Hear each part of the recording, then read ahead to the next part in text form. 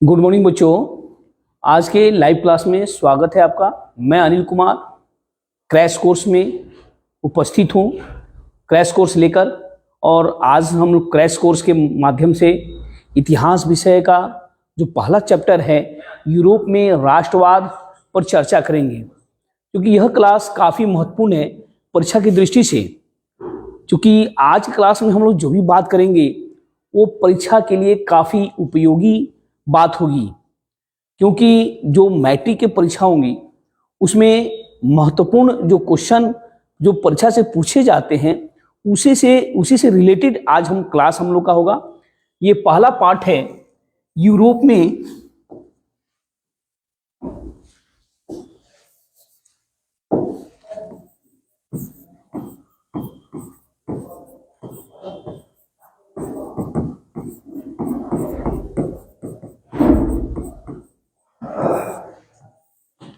आज के क्लास में हम लोग देखेंगे कुछ मुख्य टॉपिक। पहला है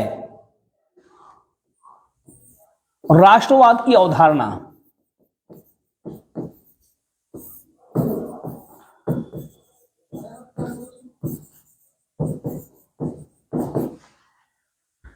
दूसरा है राष्ट्रवाद के विकास में नेपोलियन बोनापार्ट की भूमिका। राष्ट्रवाद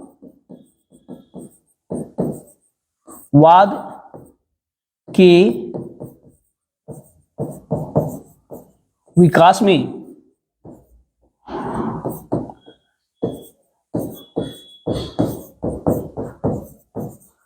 नेपोलियन बोनापार्ट की भूमिका। बच्चों, परीक्षा में सवाल सीधे तौर पे आता है कि राष्ट्रवाद की अवधारणा को समझाएं, फिर राष्ट्रवाद के विकास में नेपोलियन बोनापार्ट की क्या भूमिका है, 2 नंबर के क्वेश्चन में आता है ये। तीसरा है फ्रांस की 1830 ईस्वी एवं 1848 ईस्वी की क्रांति। फिर चौथा में आ गया मेटरनिक युग।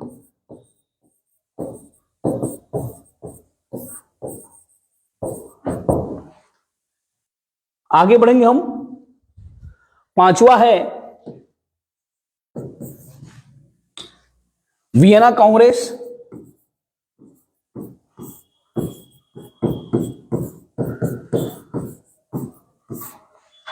छठा है यूनान की स्वतंत्रता संग्राम। सातवां है इटली का एकीकरण। एवं लास्ट में जर्मनी का एकीकरण से सवाल आते हैं। अब आइए हम एक एक करके हम चर्चा करें और परीक्षा संबंधित जितनी भी इंपॉर्टेंट टॉपिक हैं, डेट है, एग्जीबिशन है, घटनाएं हैं, बच्चों आप उसको नोट करेंगे और उसे याद करेंगे, क्योंकि ये परीक्षा में आते हैं।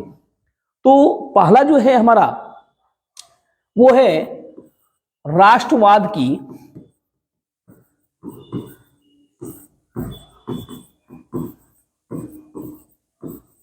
अवधारणा। बच्चों, ये सीधे तौर पे जन समूह की देश के प्रति आस्था का नाम ही राष्ट्रवाद है। जन समूह की देश के प्रति सच्ची निष्ठा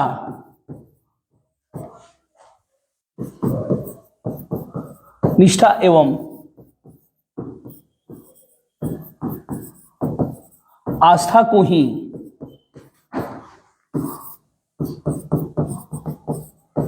राष्ट्रवाद कहा जाता है। ये 2 नंबर के क्वेश्चन में आते हैं कि राष्ट्रवाद की अवधारणा को समझाएं या लिखें। तो जनसमूह की देश के प्रति सच्ची निष्ठा एवं आस्था को राष्ट्रवाद कहा जाता है। इसे थोड़ा और समझ जाए कि राष्ट्रवाद जो है लैटिन शब्द के नेसो से बना हुआ है और नेसो का अर्थ होता है नेसो का अर्थ होता है सामूहिक वंशवाद। अब बात करते हैं, थोड़ी राष्ट्र समझ ले कि राष्ट्र क्या है, और जब राष्ट्र समझ जाएंगे तो फिर राष्ट्रवाद को समझने में देरी नहीं होगी। क्योंकि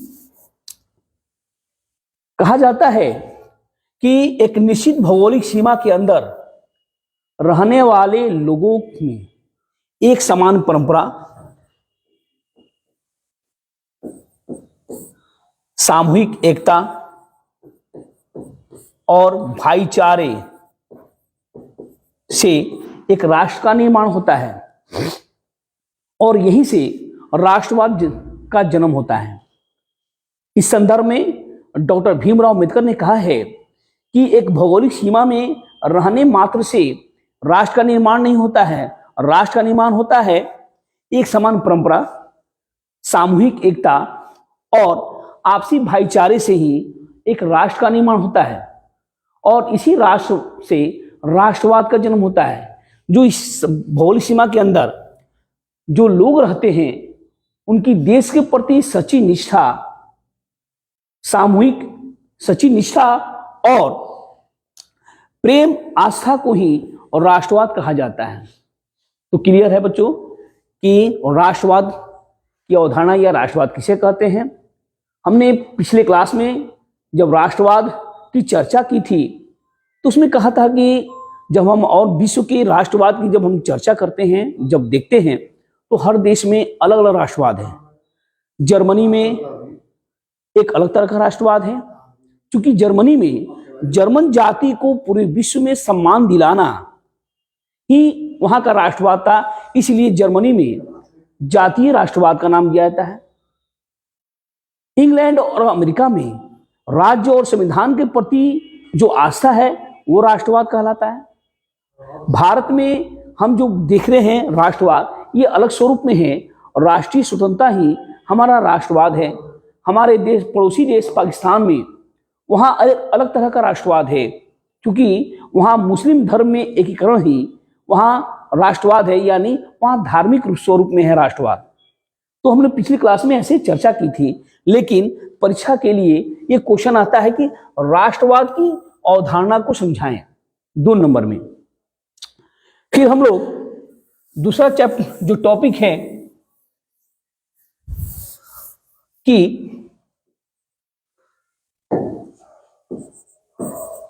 राष्ट्रवाद के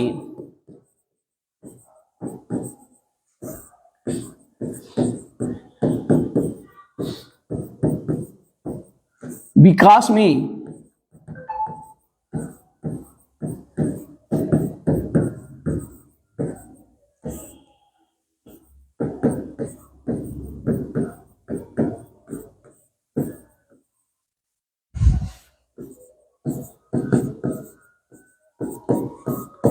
आइए बच्चों, ये काफी इंपॉर्टेंट क्वेश्चन में आता है ये कि राष्ट्रवाद के विकास में नेपोलियन बोनापार्ट की क्या भूमिका रही या उसको लिखें। तो आप जानते हैं 9th में पढ़े होंगे कि 1789 की क्रांति जब फ्रांस में हुई, उसके बाद डायरेक्टरी शासन का अंत हुआ और सत्ता नेपोलियन बोनापार्ट के हाथों में आ गई। 1804 ईस्वी में नेपोलियन बोनापार्ट फ्रांस का शासक बना और उसी समय एक नेपोलियन कोड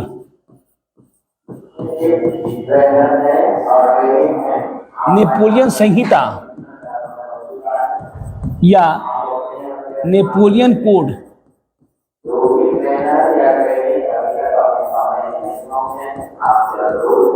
कोड की स्थापना हुई। ये एक बहुत इंपॉर्टेंट टॉपिक है ये, और ये बार बार पूछता है कि नेपोलियन कोड की स्थापना किसने की, कब की और क्यों की। इस कोड के द्वारा, संहिता के द्वारा पूरे फ्रांस में राजतंत्र को खत्म करके और एक नई गणतंत्रात्मक व्यवस्था कायम की गई, और कानून के समक्ष सभी लोगों को एक समान अधिकार दिया गया। पूरे फ्रांस में एक समान कर प्रणाली अपनाई गई और लोगों को राजनीतिक अधिकार दिए गए।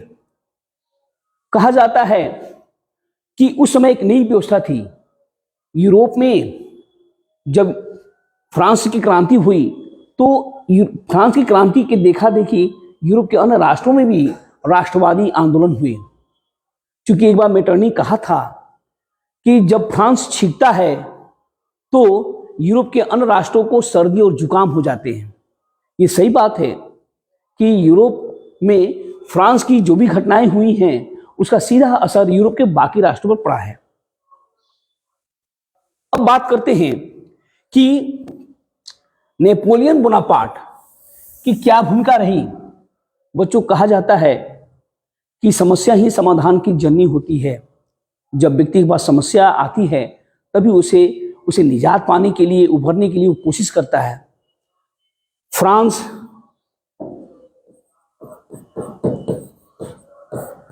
फ्रांस की नई व्यवस्था को यूरोप के बाकी राष्ट्रों ने सर आंखों पर लिया।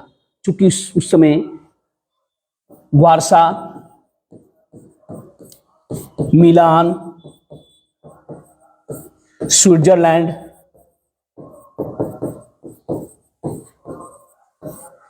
पर्सा, ऑस्ट्रिया, इटली, जर्मनी, उस समय सभी जगह राजतंत्र थे।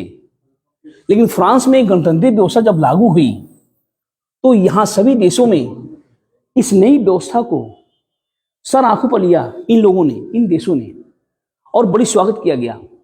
लेकिन धीरे धीरे जब नेपोलियन बोनापार्ट का आधिपत्य इन सभी देशों पर बढ़ने लगा तो फिर यही देश मिलके नेपोलियन बोनापार्ट के अंत करने की योजना बनाई।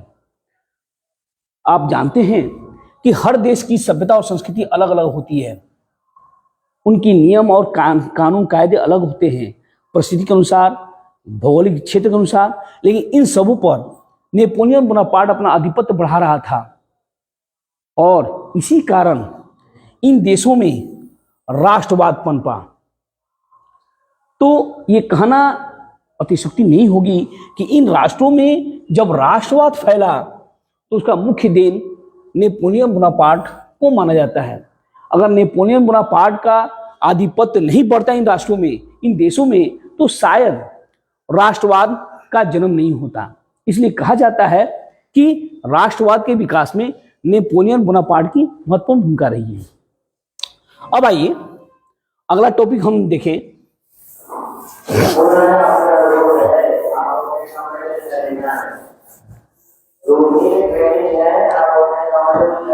वियना कांग्रेस।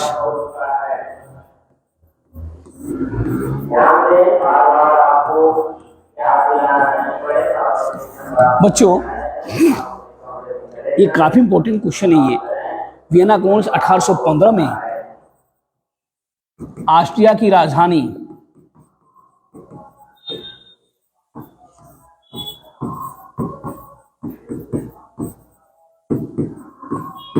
वियना में एक सम्मेलन हुआ। उसमें रूस, फ्रांस, प्रसा,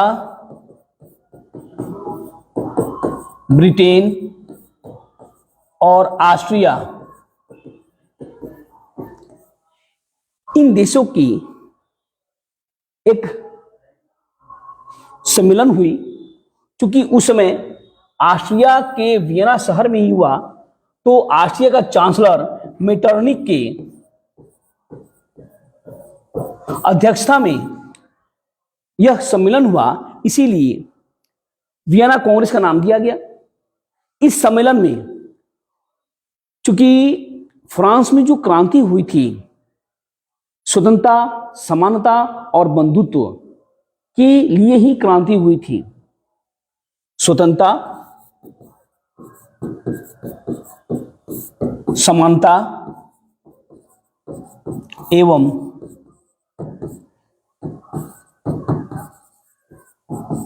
बंधुत्व के लिए फ्रांस की क्रांति हुई थी, या ये कहें कि फ्रांसीसी क्रांति का सिद्धांत ये था। लेकिन वियना कांग्रेस में फ्रांस की क्रांति के उद्देश्य को खत्म करके, सिद्धांत को खत्म करके, पुनः फ्रांस यूरोप के राष्ट्रों को वंशानुगत राज्यों के अधीन करने का एक प्रयास किया गया। यानी वियना कांग्रेस के द्वारा फिर से पूरी यूरोप में राजतंत्रीय व्यवस्था कायम करने की कोशिश की गई या शुरुआत की गई। और फिर यहीं से शुरू होता है मेटरनिक व्यवस्था। बच्चों, ये काफी इंपॉर्टेंट है। वियना कांग्रेस 1815 में हुई, ऑस्ट्रिया की राजधानी वियना शहर में, और उसमें रूस, फ्रांस, ब्रिटेन और ऑस्ट्रिया ये सभी देश थे। सॉरी, फ्रांस नहीं थे, फ्रांस नहीं थे। रूस, प्रसा, ब्रिटेन और ऑस्ट्रिया ये मुख्य रूप से, चूंकि फ्रांस के विरोध ही था, इसीलिए रूस, प्रसा, ब्रिटेन, ऑस्ट्रिया इन चारों देशों ने सम्मिलित रूप से वियना कांग्रेस में फिर से राजतंत्रीय व्यवस्था को कायम करने की ये योजना बनाते हैं या उसकी फिर शुरुआत करते हैं। और चूंकि ऑस्ट्रिया के चांसलर मेटरनिक की अध्यक्षता में होती है, इसलिए यहीं से शुरू होता है मेटरनिक युग।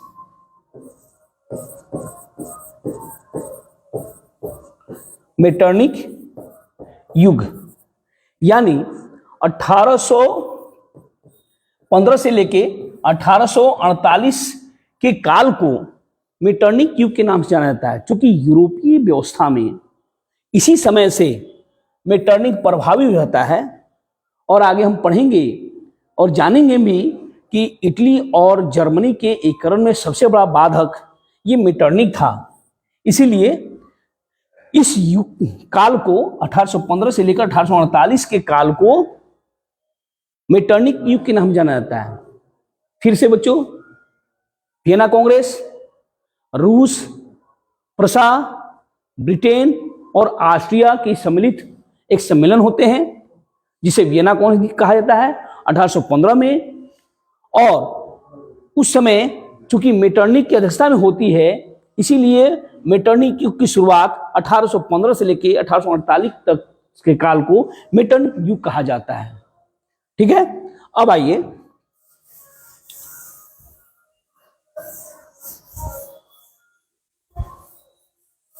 अगला टॉपिक है सबसे महत्वपूर्ण,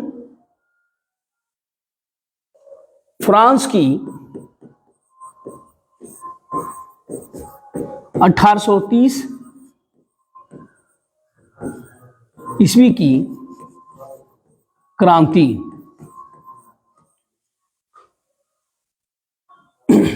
बच्चों, फ्रांस में 3 क्रांति हुई है। एक बार 1789, उसके बाद 1830 ईस्वी और उसके बाद 1848 ईस्वी। बच्चों, अपने 9th में पढ़ा होगा 1789 क्रांति, और हमने चर्चा भी की। अब आइए 1830 की क्रांति के बारे में जानें। या 1830 की क्रांति यूरोप के इतिहास में क्यों महत्वपूर्ण स्थान रखता है। अब आइए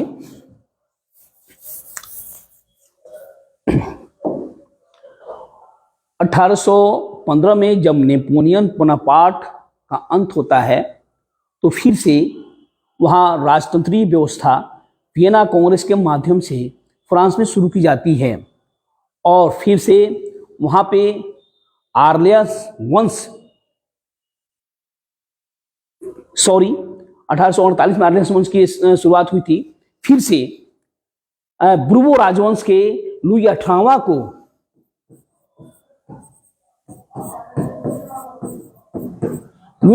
को फ्रांस का शासक बनाया जाता है, क्योंकि वो सुधार प्रवृत्ति का था और उसने फ्रांस में प्रतिक्रियावादियों के बीच एक संतुलन बनाने की कोशिश की, सुधार करने की कोशिश की, लेकिन दुर्भाग्य से 1824 ईस्वी में लुई 18वां की मृत्यु हो जाती है और फिर से वहां एक घोर प्रतिक्रियावादी व्यक्ति चार्ल्स टेन फ्रांस का शासक बनता है। वो किसी प्रकार का सुधार के पक्ष में नहीं था। उसने अपना एक प्रधानमंत्री नियुक्त करता है जो जनता के विरुद्ध कई अध्यादेश जारी किए। पहला, उसने चुनाव की एक नई तिथि घोषणा कर दी, प्रेस और विचार अभिव्यक्ति को खत्म कर दिया और प्रतिनिधि सभा को खत्म कर दिया। थोड़ा मतदान को संकुचित कर दिया, मतदान के जितने अधिकार थे उसको संकुचित कर दिया। और वो प्रधानमंत्री था पोलिगनेक।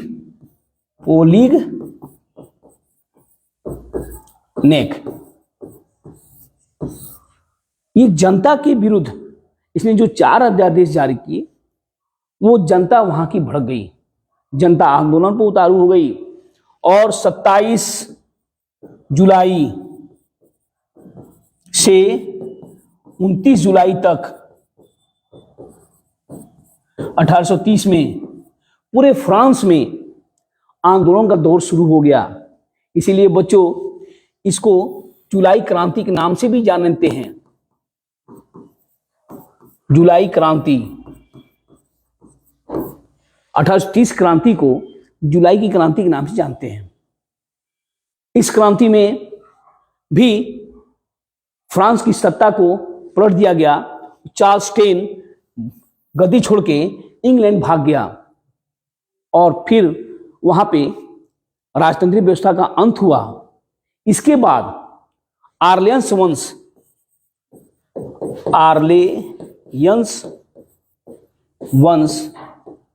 के लुई फिलिप को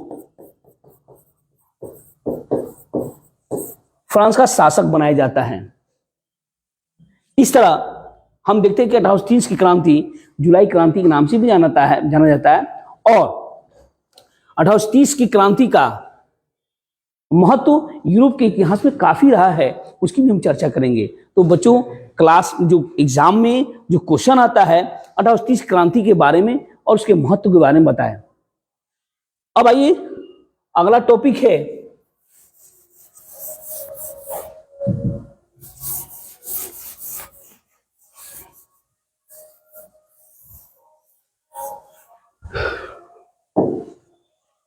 फ्रांस की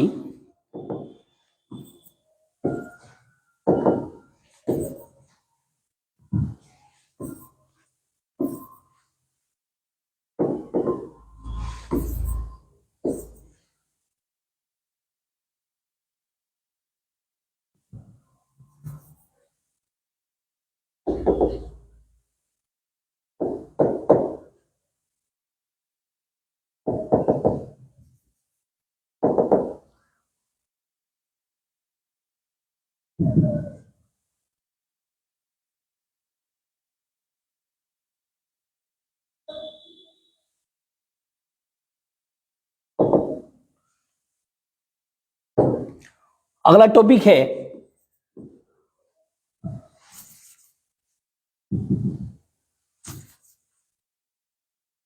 फ्रांस की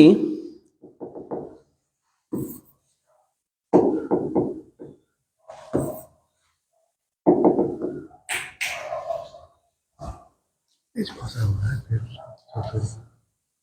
एक नहीं चल रहा है।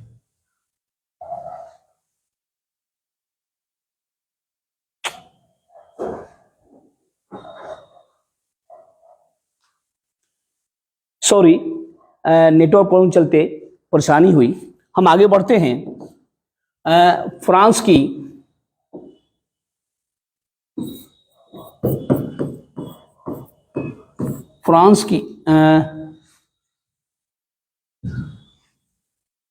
एक बार फ्रांस की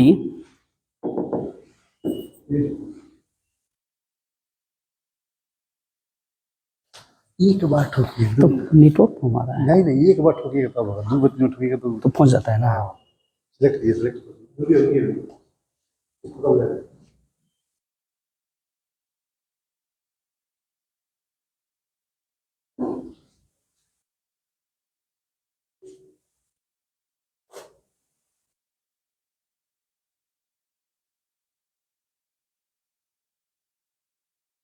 सॉरी,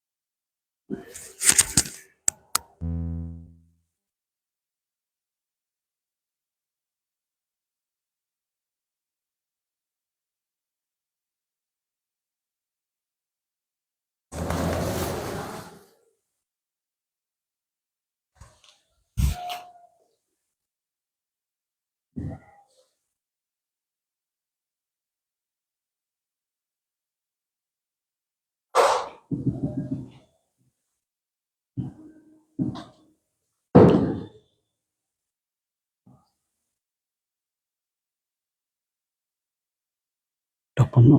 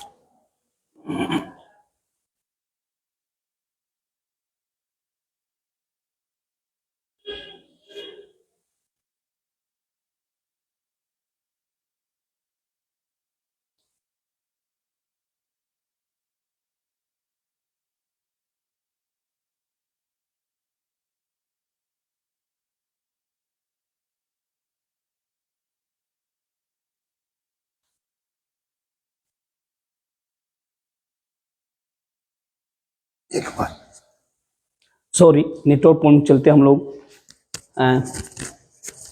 नेटवर्क प्रॉब्लम चलते हम लोग थोड़ी परेशानी हुई।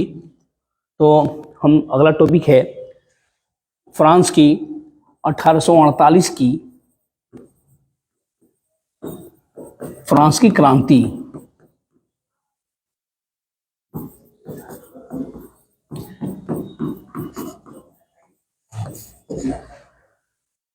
बच्चों, जैसे ही अर्लियांस वंश का लुई फिलिप जब गद्दी पर बैठा तो उस समय फ्रांस की स्थिति कुछ अलग रही, क्योंकि उस समय फ्रांस में जनसंख्या बढ़ रही थी। तो थोड़ी परिस्थिति और बदली और बेरोजगारी का भी दौर शुरू हुआ, गरीबी भूखमरी बढ़ने लगी।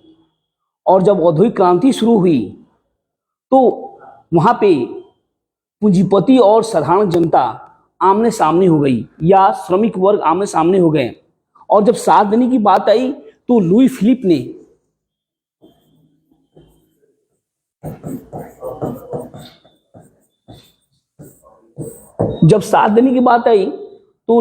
ने पूंजीपति वर्गों का साथ दिया। इससे आम जनता या श्रमिक वर्ग आंदोलन के लिए उतारू हो गई। जनता में राष्ट्रवादी आंदोलन फिर शुरू हो गए फ्रांस में, क्योंकि उस समय फ्रांस की स्थिति जो थी दयनीय हो रही थी, गरीबी भूखमरी और बेरोजगारी बढ़ रही थी और आम जनता चाहती थी कि यह दूर हो। फिर 1848 ईस्वी के फरवरी में गीजो ने लुई फिलिप अपना प्रधानमंत्री गीजो को बनाता है। और गीजो भी इसी तरह का सुधार के पक्ष में नहीं था। आम जनता चाहती थी कि जो हमारा शासक है वह इन समस्याओं पर ध्यान दे। इसीलिए 22 फरवरी 1838 ईस्वी में एक बहुत बड़ा सुधार भोज का आयोजन किया गया। उस भोज का उद्देश्य था कि लुई फिलिप को समस्याओं के प्रति ध्यान आकृष्ट कराया जाए, लेकिन लुई फिलिप डर गया था। वो इस सुधार भोज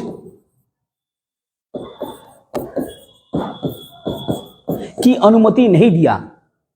इसके बावजूद भी फ्रांस की जनता उस सुधार भोज में एकत्रित हुई और नारे लगे।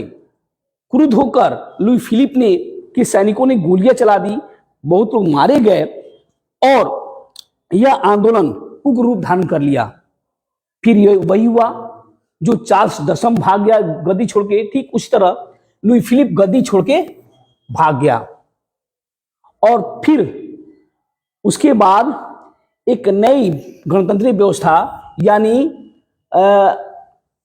लुई नेपोलियन को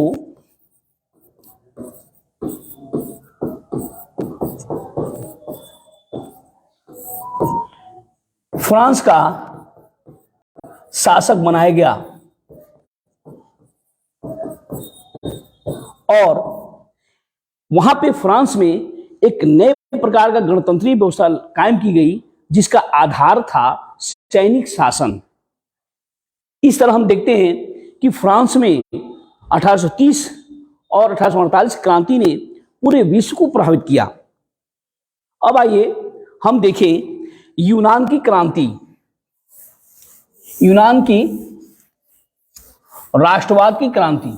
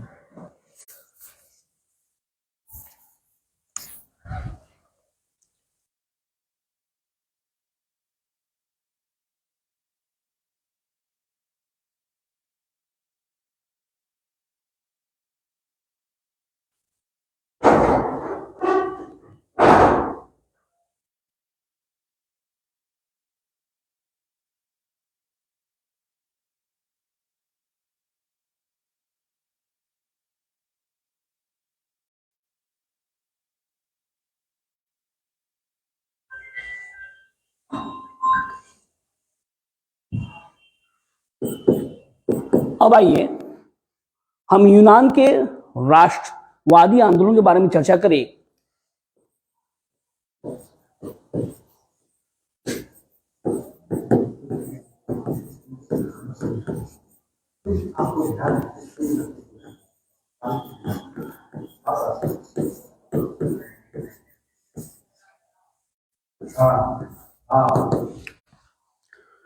बच्चों, पूरे विश्व में यूनान का बहुत ही महत्वपूर्ण स्थान है, क्योंकि यूनान पूरे विश्व के लिए काफी प्रेरणा का स्रोत रहा है। हम आधुनिक युग में जो जो चीज भी देख रहे हैं या महसूस कर रहे हैं, ये सभी यूनान की देन है। और यूनान को पश्चिमी सभ्यता का या ईसाई सभ्यता का पालना भी कहा जाता है या जननी भी कहा जाता है। लेकिन 1453 ईस्वी में जब यूनान पर तुर्कों का आक्रमण हुआ तो उसके बाद यूनान ऑटोमन साम्राज्य के अधीन आ गया। 1453 ईस्वी में तुर्कों के आक्रमण से यूनान ऑटोमन साम्राज्य के अधीन आ गया और यूनान समझिए तो ऑटोमन साम्राज्य का गुलाम हो गया।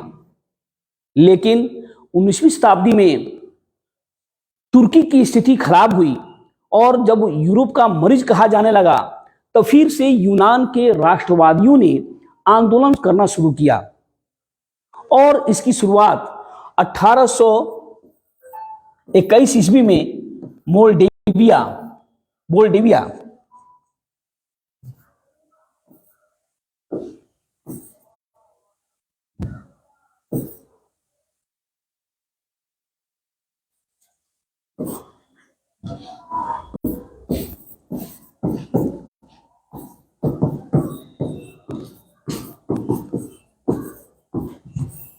मोल्डेविया में एल्बर्ट हिप्सलांटी एल्बर्ट अल्बर्ट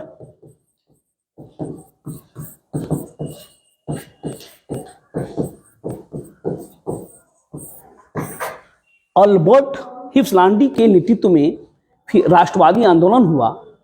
उस समय मेटरनिक ने रूस को इस आंदोलन को दबाने के लिए कहा, लेकिन रूस की जार था वो यूनानियों के समर्थक था, इसलिए उसने कुछ नहीं किया। लेकिन तुर्की सुल्तान ने मिस्र की सहायता से इस आंदोलन को दबा दिया। फिर 1822 ईस्वी में मोरिया द्वीप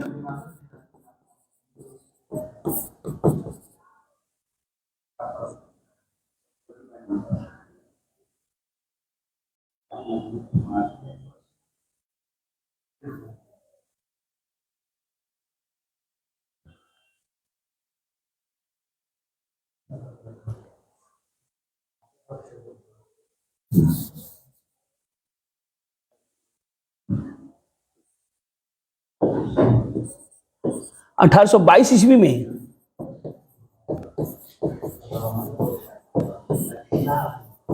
मोरिया द्वीप में एक आंदोलन हुआ। इस आंदोलन को तुर्की ने धार्मिक स्वरूप दे दिया और मिस्र के सहायता से इसने इस आंदोलन को दबा दिया और इस आंदोलन में लगभग 20,000 यूनानियों को मौत के घाट उतार दिया। अब पूरी दुनिया की नजर यूनान पर पड़ी। फ्रांस, रूस और ब्रिटेन ने सामूहिक रूप से तुर्क के विरुद्ध कार्रवाई करने की योजना बनाई। 1826 ईस्वी में नवारिनो की द्वीप में तीनों की संयुक्त सेना तुर्की के साथ युद्ध किया। हालांकि इस युद्ध में तुर्की की हार हुई। 1829 ईस्वी में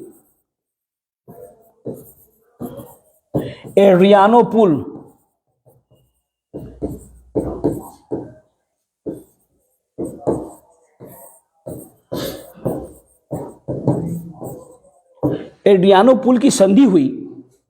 इसमें फिर से यूनान में वंशानुगत गणतंत्र की स्थापना हुई। इसके बाद इस संधि के बाद रूस का आधिपत्य यूनान में बढ़ने लगा, जिसका यूनान के राष्ट्रवादी विरोध करने लगे। हालांकि फ्रांस और ब्रिटेन भी नहीं चाह रहे थे कि रूस का आधिपत्य बढ़े। फलतः 1832 ईस्वी में कुस्तुनतुनिया के संधि के द्वारा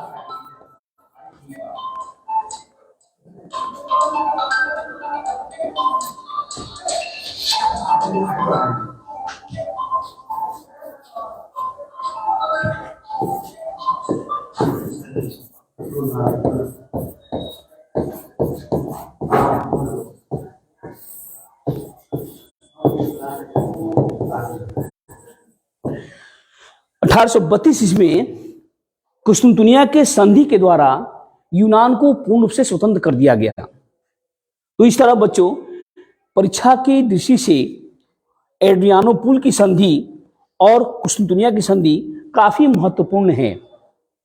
अब आइए अगला टॉपिक हम देखें।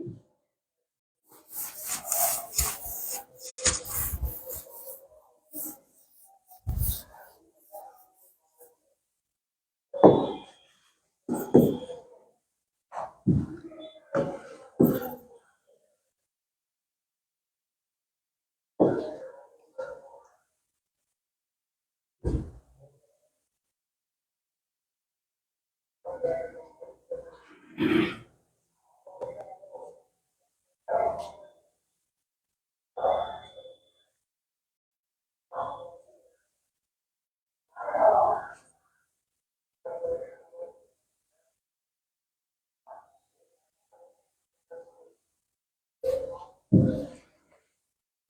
का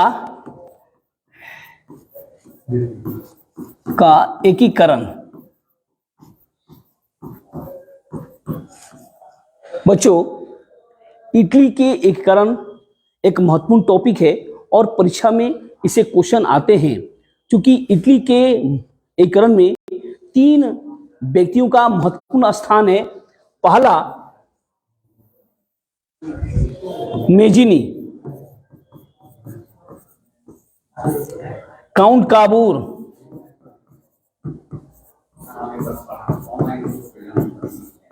और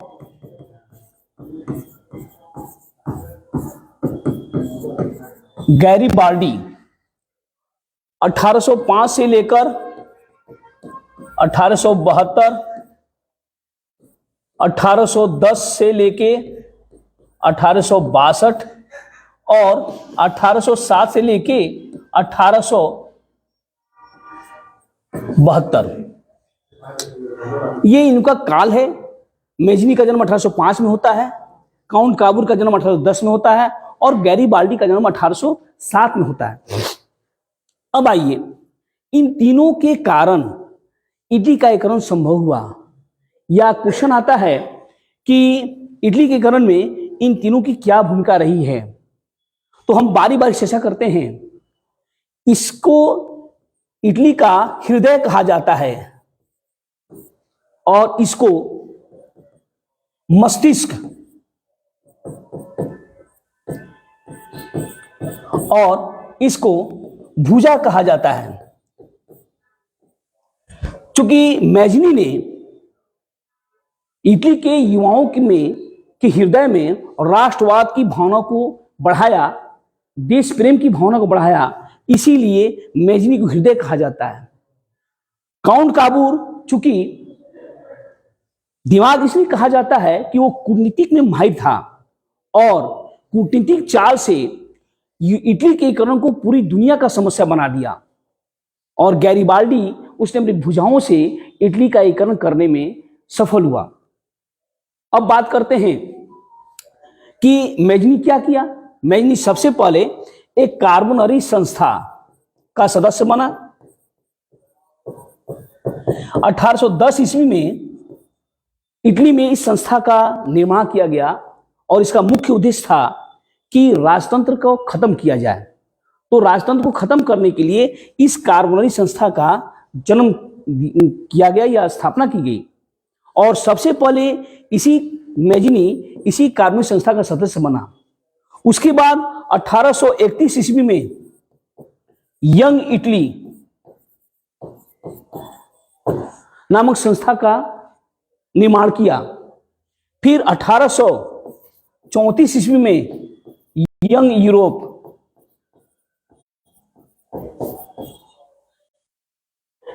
बच्चों कभी कभी क्वेश्चन आता है कि तरुण इटली, युवा इटली, यंग इटली, ये तीनों एक नाम है और ये इसकी स्थापना मेजनी ने की थी और इस संस्था के माध्यम से इटली के युवाओं के हृदय में राष्ट्रवाद को बढ़ाने में सफल हुआ। हालांकि मेजनी व्यवहारिक था, है ना, तो व्यवहारिक आंदोलन के लिए आदर्शवादी था। तो आंदोलन के लिए आदर्शवादी होना महत्वपूर्ण नहीं है, व्यवहारवादी होना चाहिए। अब बात करते हैं, चूंकि उस समय सार्डिनिया पिडमोंट का जो शासक था चार्ल्स अल्बर्ट, वो चाहता था कि अपने अंडर में इटली का एकीकरण हो, लेकिन मेजनी सफल नहीं हुआ और इटली छोड़ के चला गया। अब बात आती है काउंट काबूर की।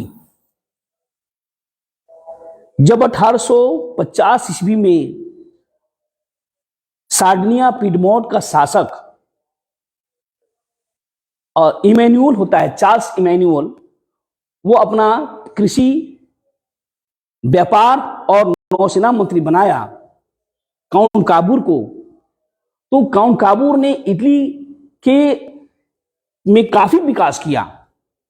लेकिन 1852 ईस्वी में जब काउंट काबूर को प्रधानमंत्री बनाया, तो प्रधानमंत्री के रहते उसने इटली को काफी आगे बढ़ाया।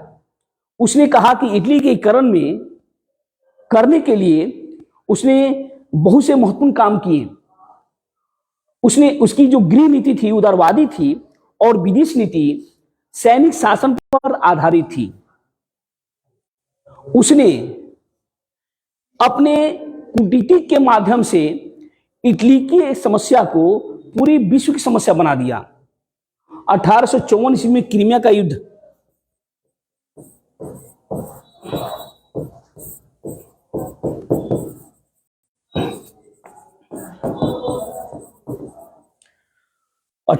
ईस्वी में बच्चों, ये काफी इंपॉर्टेंट है, ये पूछता है कि 1854 ईस्वी में क्रीमिया का युद्ध हुआ रूस के विरुद्ध।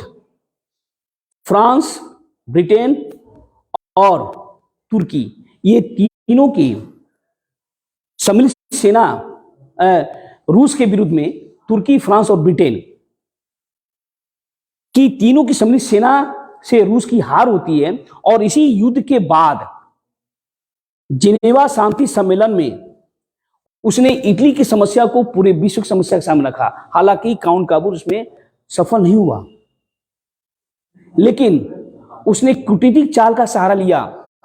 1858 ईस्वी में उसने ऑस्ट्रिया के विरुद्ध फ्रांस से एक संधि की और 1859 ईस्वी में उसने फ्रांस की मदद से ही ऑस्ट्रिया को हराया। उस समय 1859 ईस्वी में इटली के मध्य में राष्ट्रवादी आंदोलन का दौर काफी जोर पर था। इससे मध्य इटली के जो छोटे छोटे राज्य थे, उन्होंने विक्टर इमैनुअल को अपना राजा बना लिया। इस तरह मध्य इटली के कुछ राज्यों ने इटली का एकीकरण संभव हुआ। हालांकि अभी मध्य इटली जो था वो रोम के पोप के अधीन में था। अब बात करते हैं गैरीबाल्डी का। गैरीबाल्डी पेशे से नाविक था। उसने लाल कुर्ती नामक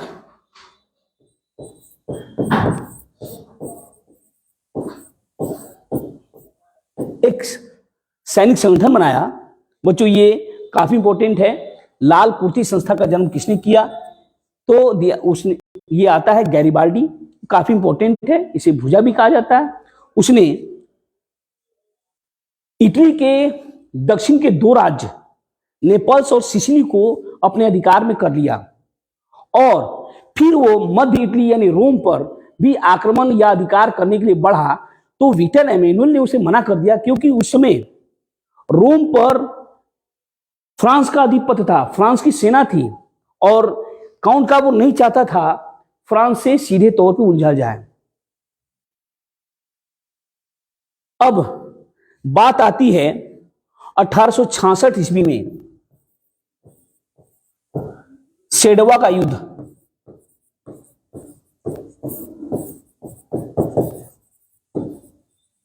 यह युद्ध प्रसा और ऑस्ट्रिया के विरुद्ध हुई। इसमें ऑस्ट्रिया की हार होती है और इसी हार के बाद यानी प्रसा जो था वो अपने जीत से उत्साहित होता है और फ्रांस पर आक्रमण कर देता है। उसी समय फ्रांस नेपोलियन तृतीय या लुई नेपोलियन ने रोम के पोप से अपनी सेना हटा लेता है और इसी मौके का फायदा उठाकर विक्टर इमैनुअल ने रोम पर अधिकार कर लिया और इस तरह इटली का एकीकरण संभव हुआ। तो हम देखते हैं कि इटली के एकीकरण में मैजनी, काउंट काबूर और गैरीबाल्डी की महत्वपूर्ण भूमिका रही है। अब आइए बच्चों, अगला टॉपिक है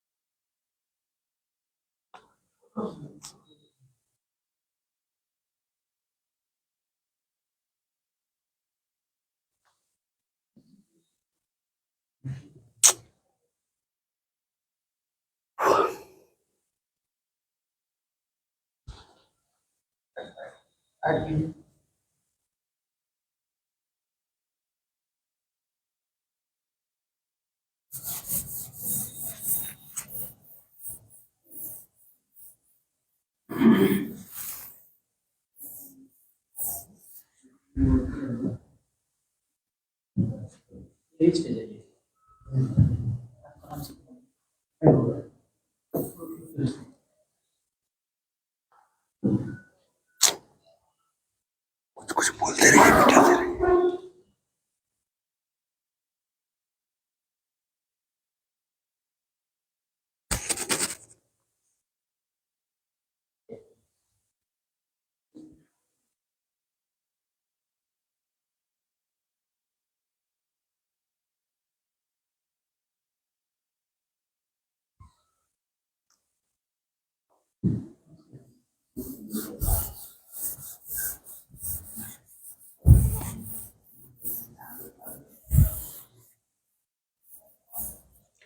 अब आइए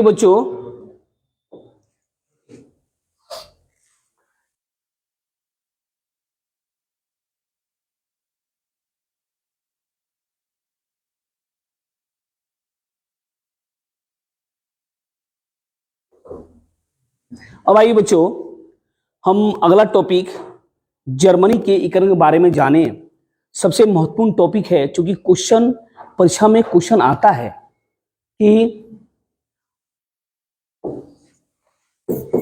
जर्मनी का एकीकरण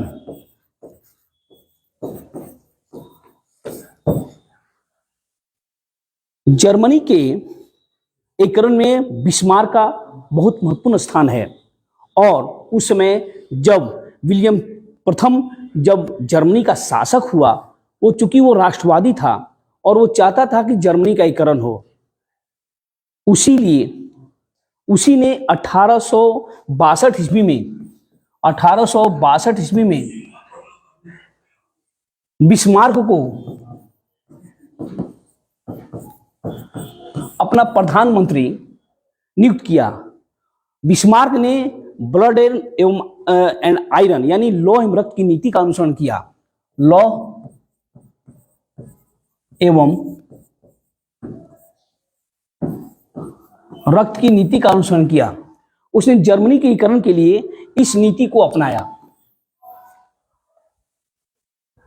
बिस्मार्क मानता था कि इस नीति के बिना जर्मनी का एकीकरण संभव नहीं है। इसके लिए बिस्मार्क ने जर्मनी के एकीकरण के लिए 3 युद्ध किए। पहला डेनमार्क से युद्ध,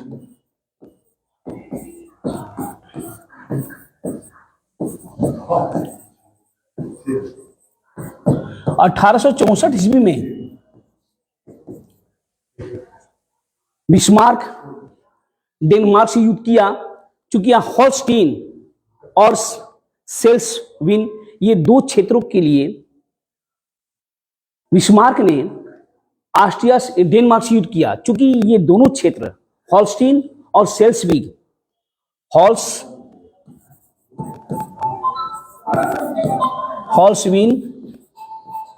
होल्स्टीन और सेल्सविन,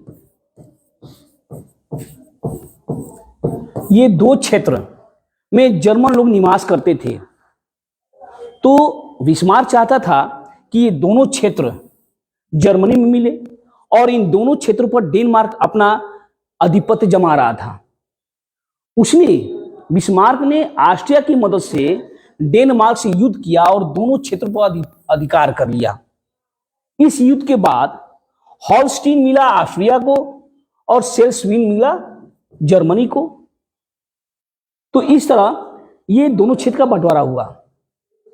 अब दूसरा युद्ध हुआ 1866 में,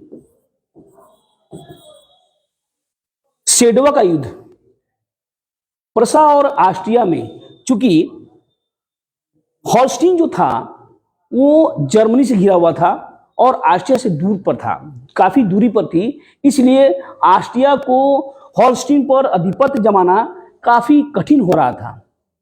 इसी मौके का लाभ उठाकर बिस्मार्क ने 1866 में सेडो का युद्ध किया, जिसमें ऑस्ट्रिया की हार हुई और हॉलस्टीन जर्मनी को मिल गया। अब इस तरह देखा जाए तो दक्षिण जर्मनी का काफी संख्या में एकीकरण हो चुका था। और बच्चों, आपको ध्यान देना चाहिए कि जर्मनी का राजनीतिक एकीकरण करने से पहले उसका आर्थिक एकीकरण किया गया था। जेल्वेराइन शुल्क संघ स्थापित किया गया था। उसके माध्यम से जर्मनी के सभी क्षेत्रों का एकीकरण किया गया था। उसके पहले भी एक राइन संघ बना था, नेपोलियन बोनापार्ट ने बनाया था, जो 39 छोटे राज्यों को मिलाकर बनाया गया था। अब बाकी थी जर्मनी का राजनीतिक एकीकरण करने के लिए। और तीसरा सबसे महत्वपूर्ण युद्ध जो है 1870 ईस्वी में सेडान का युद्ध कहा जाता है। इस युद्ध में अब 4 क्षेत्र ही बचे हुए थे। फ्रांस नहीं चाहता था कि जर्मनी का एकीकरण हो, क्योंकि फ्रांस डर गया था। तो स्पेन पर राजगद्दी के प्रश्न से लेकर फ्रांस और पर्सा के बीच युद्ध थम गया, क्योंकि स्पेन के राजगद्दी पर जो था बिस्मार्क, वो पर्सा के राजकुमार की दावेदारी बता रहा था और दावेदारी पेश कर रहा था, जिसका विरोध फ्रांस कर रहा था। और इसी बात को लेके 1870 ईस्वी में फ्रांस और पर्सा के बीच युद्ध हुआ, जिसमें फ्रांस की हार हुई। और इस तरह 1871 ईस्वी में फ्रैंकफर्ट संधि के द्वारा जर्मनी का एकीकरण संभव हुआ। तो बच्चों, आज के क्लास में हमने देखा कि कैसे जर्मनी का एकीकरण संभव हुआ, और ये सबसे महत्वपूर्ण है परीक्षा की उपयोगी दृष्टि से। धन्यवाद।